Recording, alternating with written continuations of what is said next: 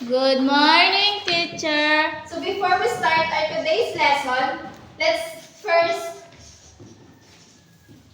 stand up and let us pray.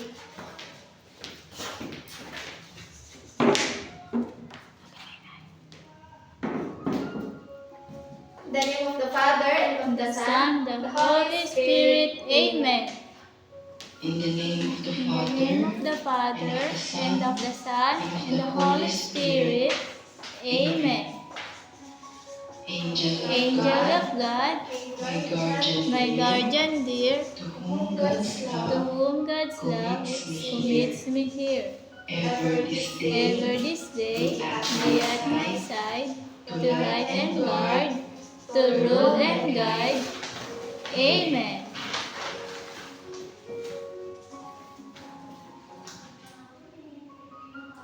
Again, good morning, grade 2. Good morning, teacher. How are you today? We're fine, teacher. Okay. So before we start, let's first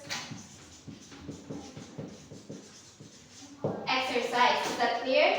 Yes, teacher. Okay. So please follow the dance and sing along. It's me who builds community. It's me who builds community. It's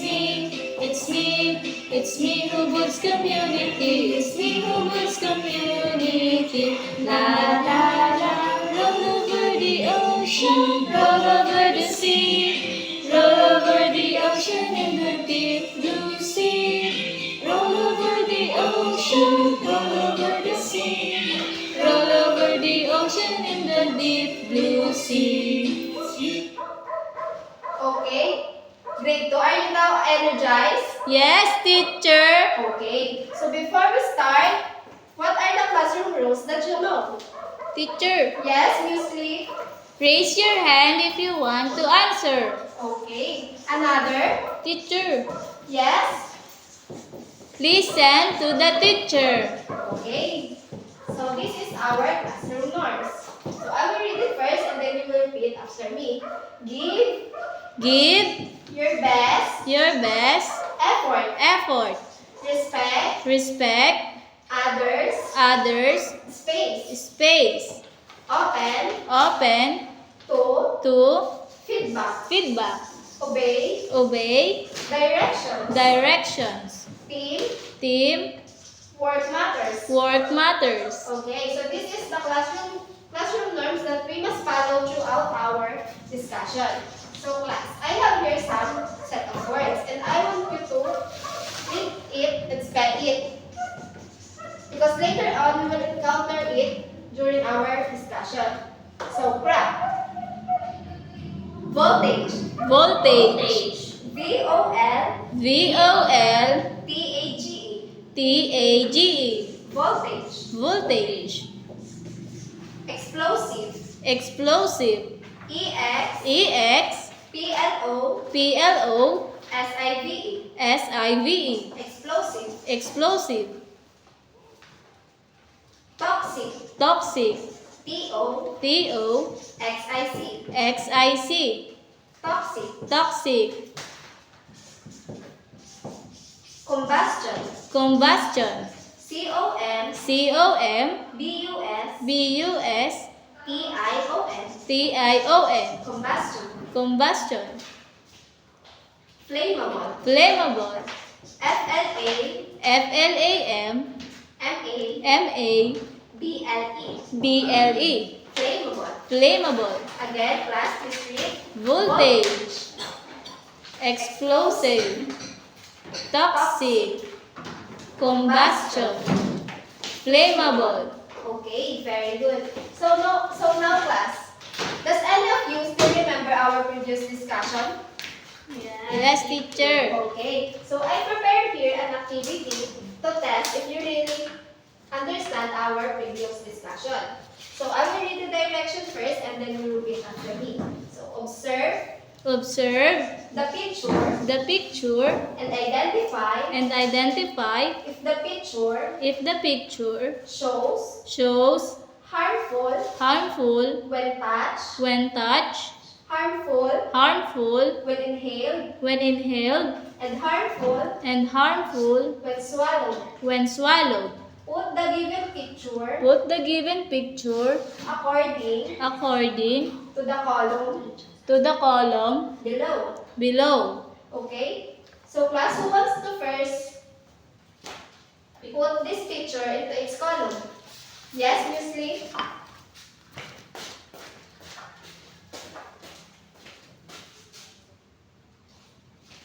Okay. Another who wants to put this into its column? Yes, Desiree?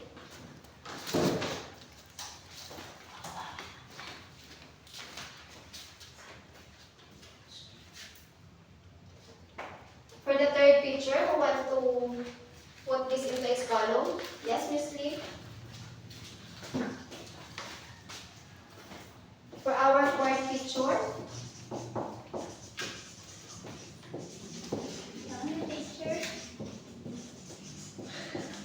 Okay, very good. So let's check your classmates' answer. So do you think knife is harmful when touched? Yes, teacher. Okay. How about this liquid? Do you think it's harmful when touched? Yes, teacher. How about this? Do you think it's harmful when inhaled? Yes, teacher. How about the fourth picture? Do you think it's harmful when inhaled? Yes, teacher. Okay. So how about the fifth picture? Do you think it's harmful when swallowed? Yes, teacher. Okay. How about the sixth picture? Do you think it's harmful when swallowed? Yes, teacher. Okay, very good. Seems that you really still remember our previous discussion. So class, I prepared here a picture and I want you to observe this.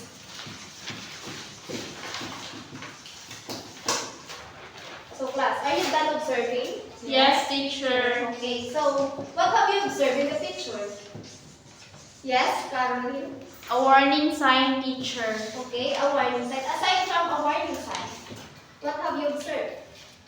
A boy caught by the fire. Okay, a boy caught with the fire. So let's first focus on the first picture. So what have you noticed on it? What have you observed in this picture? A warning flammable liquid, teacher. Okay, a flammable liquid warning. So, do you think this sign could be harmful? Yes, teacher. Okay, so do you think we should avoid this sign? Yes, teacher. Okay, so do you think we should avoid all the things or materials that has a warning sign? Yes, teacher. Okay, very good. How about the second picture? What have you observed on it? Yes, Shaan? A man that is running and his head is on fire. Okay. The man's head is on fire. So do you think there's a possibility that we might get caught by the fire if we don't follow warning signs or warning labels? Yes, teacher. Okay, so if that's so, would you still use things that has a warning sign? No, teacher. Okay, so do you think it's important to keep all the things that may cause fire? Yes, teacher. Okay, so why do you say so? To keep us safe, teacher. Okay, very good, to keep us safe. So what should we do to avoid fire? Yes, Caroline? Don't play with the fire and avoid things or materials that has a warning sign. Okay, very good. So now, I have here another set of picture.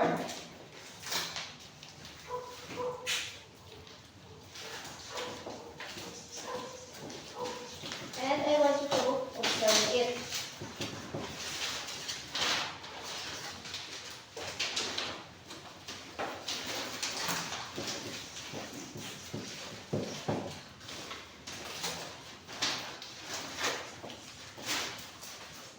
Okay, so what do you observe in the first picture?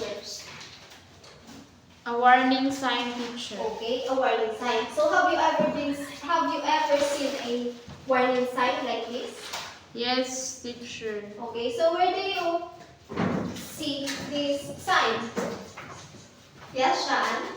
In malls and in establishments. Okay. So can you read the word inside the picture? Yes, teacher. Warning, Warning, flammable liquid. Okay. So do you think it can cause rapid combustion or fire? Opo. Yes, teacher. Very good. So if it can cause rapid combustion or fire, what warning labels should we avoid?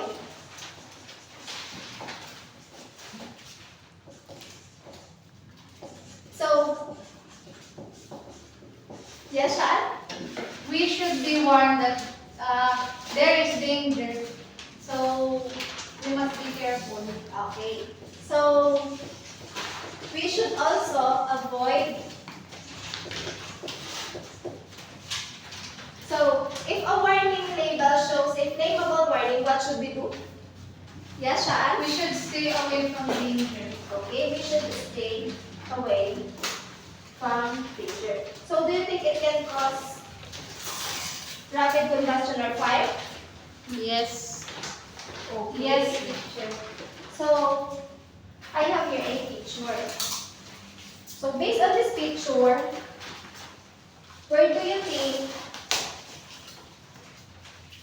So, based on this picture, where do you think we can see a warning sign that can be easily caused by fire? Yes, Caroline? A gasoline, teacher. Okay, the gasoline. So, what is the other example that you know that can cause fire? Lighter. Yes, very good, a lighter. So, therefore, if it can cause rapid combustion or fire, what is the warning sign that we should avoid? Yes, Desiree? Flammable, teacher. Okay, a flammable, very good. So now, let's proceed to the second picture. What have you observed in the second picture? What have you observed in the second picture? Yes, Shaan?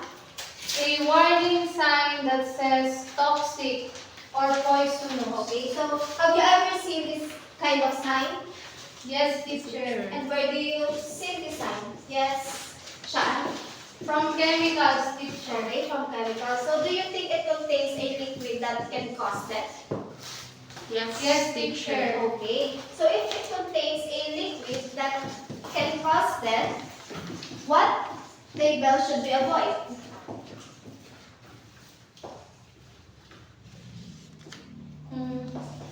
Yes, Shaan? We should avoid the prescribed warning that is in the liquid. Okay, so I have here a picture. So based on this picture, what are the examples of a liquid that can cause death? Yes. Desiree? Sunrox, teacher. Okay. Azonrox are a washing detergent. So therefore, if it can cause that, if it contains a liquid that can cause death, what warning labels should we avoid? Yeah, Shaan? We should, if the label says that we should not touch the product or the liquid, we should not touch it. And if we should not ingest or drink it, we should not drink it because it might be harmful. Okay. So, if a liquid that can cause death, what warning labels or signs should we avoid? Yes, Caroline? We should avoid toxic or poison. Okay, very good. So now let's proceed to the third picture. So what have you observed in the third picture? Yes, Caroline. And also a warning sign, teacher. Okay, it has also a warning sign. So have you ever seen this warning sign? Yes, teacher. Okay, so where do you see this warning sign? Shaan? In gasoline stations, teacher. Okay. We can also see this warning sign in a gasoline station. So, do you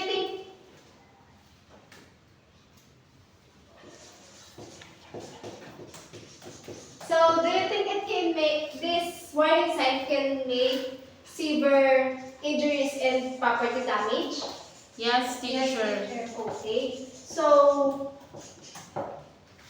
if it contains a so if this warning sign can cause severe injuries and property damage, what warning label should we avoid? Yes, Desiree? Warning explosive, teacher. Okay, warning explosive. So I have here a picture. So based on this picture,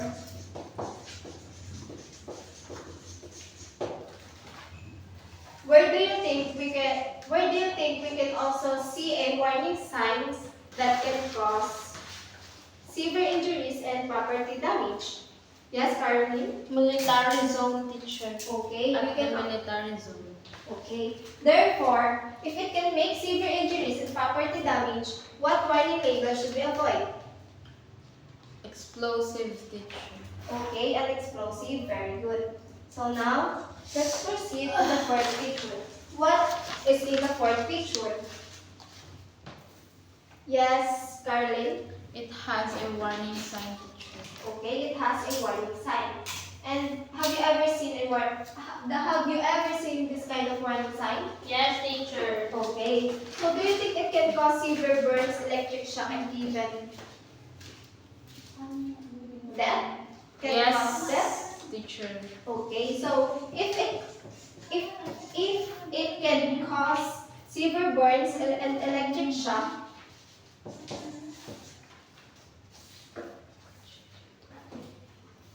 what warning label should we avoid? Yes, Caroline? High voltage, teacher. Okay, a high voltage.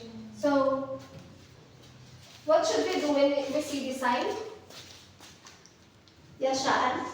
We should maintain a distance, teacher. Okay, we should maintain a distance. So, I have here a picture. So, based on this picture, where do you think we can also see this sign? Yes, Musli? Construction sites, teacher. Okay, we can also see this in a construction site. Therefore, if it can cause severe burns and electric shock and may even cause death, what are the warning labels or signs that we should avoid? Yes, Desiree? High voltage warning, teacher. Okay, a high voltage sign. So now class, do you understand our discussion for today? Yes, teacher. Okay, so therefore, what are the warning signs or labels that we should avoid? Or we should identify? What are the warning signs or labels that we should avoid and identify? Yes, Musli? The warning labels that we should identify are flammable, toxic, poison, explosive, and high voltage. Okay, very good. The warning labels that we should identify are flammable, toxic, poison, and high voltage. So, grade 2, please read the warning labels The warning labels that we should identify that we should identify are flammable, are flammable, toxic or poison, toxic or poison, explosive, explosive, and high voltage. and high voltage. Okay, so how can we recognize warning labels that identify harmful things or substances? Yes, Miss Lee? We can recognize warning labels that identify harmful things and substances if it causes a rapid combustion or fire, and if it's liquid that can cause death, and if it can make severe injuries and property damage, and if it can cause.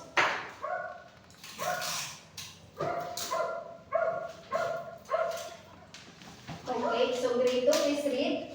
We can,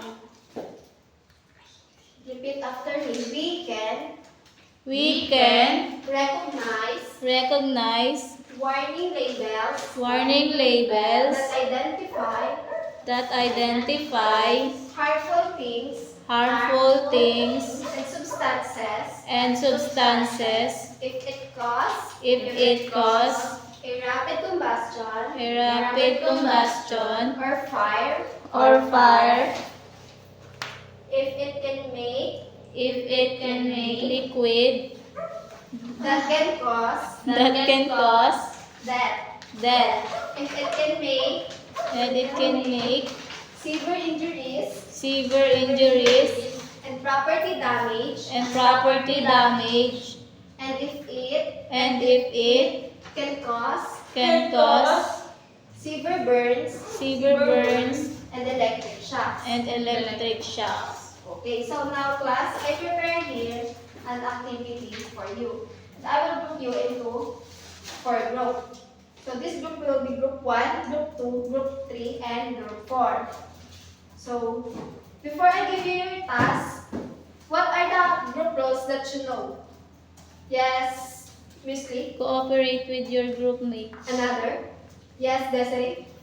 Finish your work on time. Okay, so here's our group activity rules.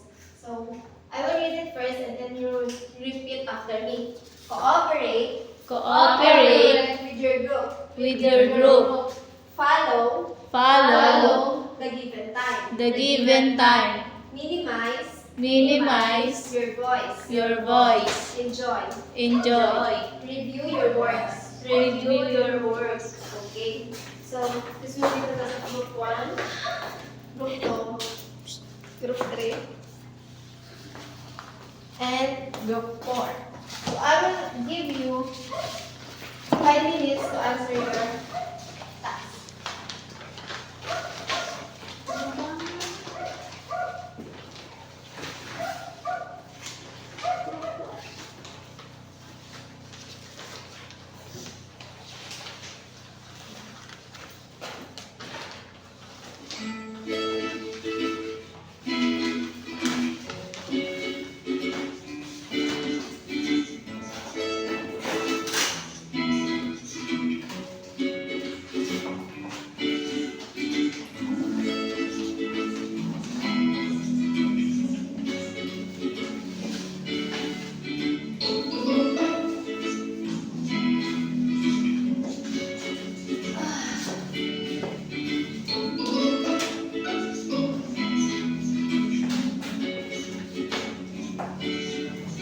So you only have 4 minutes to answer your task. And if you're done with your task, you may now post.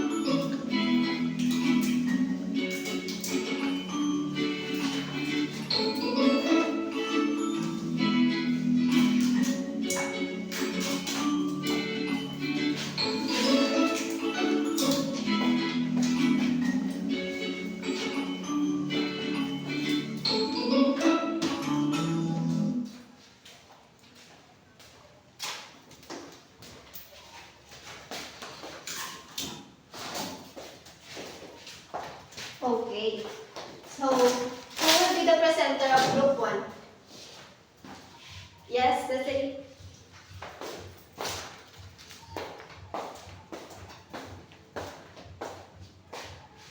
The activity of Group 1. Direction. Identify its warning labels and match the column A to column B according to its meaning.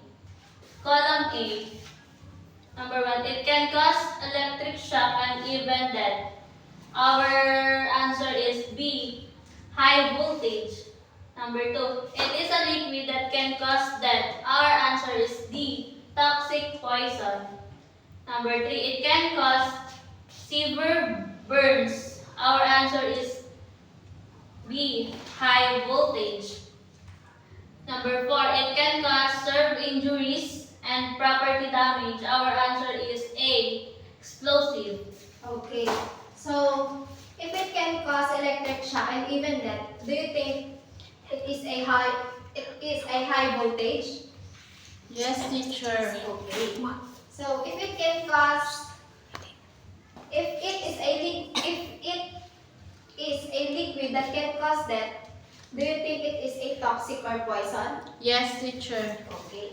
So, if it can cause severe burns, do you think it is a high voltage? Yes, teacher. Okay. So, if it can cause severe injuries and property damage, do you think it's a explosive? Yes, teacher. Okay, very good. So, please give group 1 5 claps. Okay. So, class, I prepared here another activity. So, I will read first the direction. So, read and identify the sentence. Choose the correct answer. So, it can cause severe injuries and property damage. What warning sign should we avoid? Or what warning sign should we be aware of? Yes, Carlin? Can you come here in front? And tap your answer.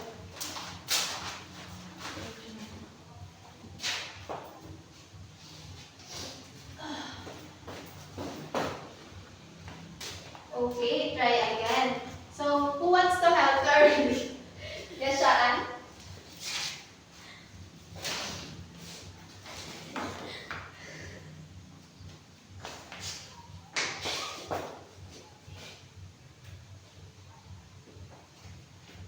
Okay, very good.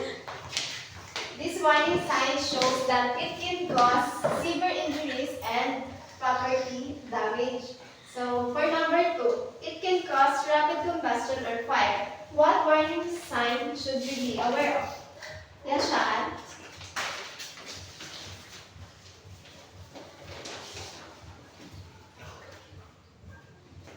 Okay, very good. This warning sign shows that it can cause rapid combustion or fire. So, for the third one. So, it contains a liquid that can cause death.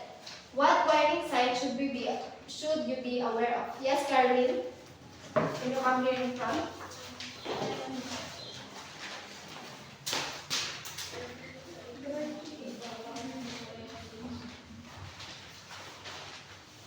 Okay, very good. This warning sign shows. For number 4, it can cause severe burns. What warning sign should you be aware of? Yes, Shaan?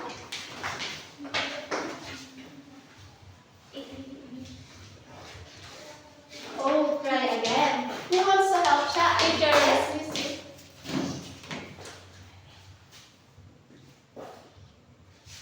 Very good. This warning sign shows that it can cause severe burns. So for number 5, it can cause electric shock and even death.